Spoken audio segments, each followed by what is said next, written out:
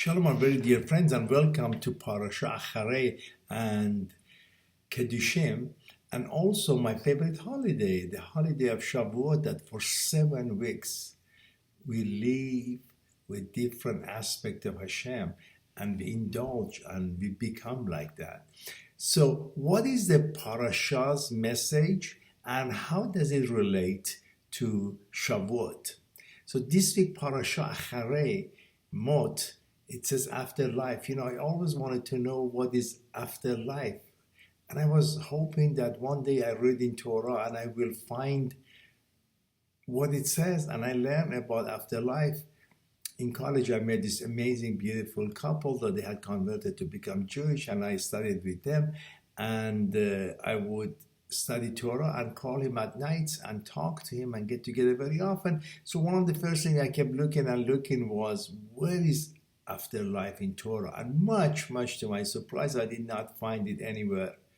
One of the areas that kind of you think is talking about it, but is not, is that Acharei Mot, which is this big parasha, and you kind of think that, here it's going to talk about afterlife, but it doesn't. So one of the reasons it does not is because Hashem wants to say, I don't want you to think about afterlife because you are alive. Think about your life. Put your focus in here. That's your job to do. And then that's a beautiful kind of point about this. And I want to also say a beautiful story that I heard, that twins in their mommy's tummy, they're talking one day. The first one tells the second one, what if there is life after where we are? And what if you're going to go out of here and there is life?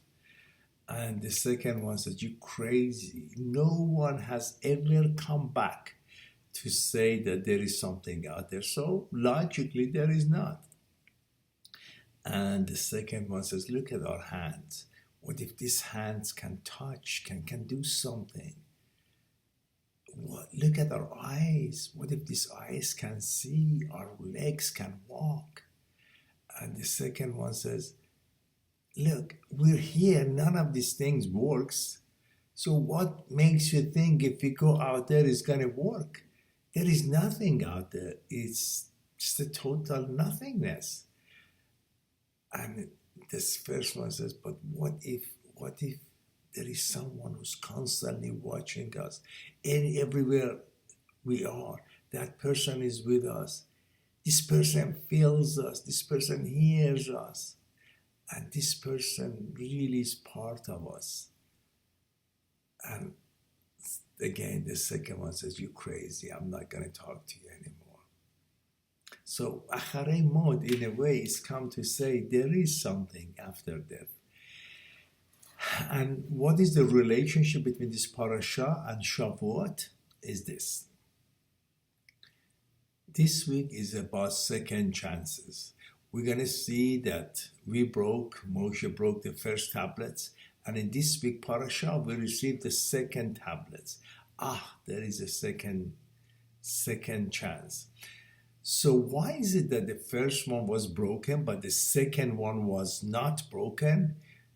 Very profound lesson for us, for our children, for our parenting, is this, that if you do everything like Hashem did in the first giving of the tablets, it doesn't work. Hashem carved it, Hashem wrote on it, Hashem gave it to Moshe, and then we did not value that, and it was broken.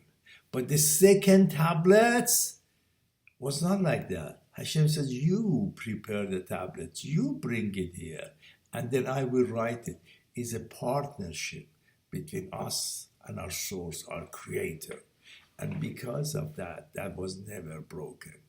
And it's an amazing lesson of parenthood to us, is that to our children, we love them, but don't just give them everything. Let them be part of creating of their life. And in every aspect of their life, let them be partner into building their lives. And by the way, we see that right at the beginning of Torah, that says at the beginning of creating the heaven and earth, Hashem created everything which was tohu v'vohu v'choshech. It was empty, meaningless, and dark. It's because it's up to you and I to put what we want in life. It's up to us to give it a meaning, and up to you and I to be the light and light up this universe. So, Omer, the Shavuot, is exactly that it is us working to discover aspect of Hashem in our lives and to live with that. And yes, we have messed it up before, but here is another chance for you and I to come to Omer and to understand and to feel HaKadosh Baruch Hu and to be one with Hashem. What do I mean? You know that Sefirot are 7 aspects of Hashem that runs everyday's life. So we need to learn these 7 aspects and be with this 7 aspect. The first one is Netzach. So I'm going to give you one example that as we talk about this thing, it just naturally comes to you and you will always remember. So when you think about in nature, what is one of the things in nature which is a total chesed? Rain, because without the rain we could not exist. And when it rains, it comes everywhere, to everyone. The chesed, the ultimate kindness, knows no boundary. It says, باران که شدی مپرس این خانه یکیست سقف حرم و مسجد و میخانه یکیست. So when you become rain, it's all about giving, and you give rain to all kind of places. Now, what's wrong with too much rain? Too much chesed is not good, because too much rain can create flooding. So in order for the chesed to work, we need to create a channel and shape and form the endless love of Hashem. It's like, so the rain that comes, we create the channel, is a river. So when you create a river, you create boundaries for the water, and then that's Gebura. Gebura is working hard to shape and form everything we have to create result, which is the third Sephirah, which is Tiferet. Tiferet means balance, beauty, and fruits. So what happens to the river that goes to the gardens, and to the gardens becomes fruits, vegetables, and flowers, and none of them are the same, but every fruit, every flower, every vegetable is a balance of beauty in them, and that creates a fruit.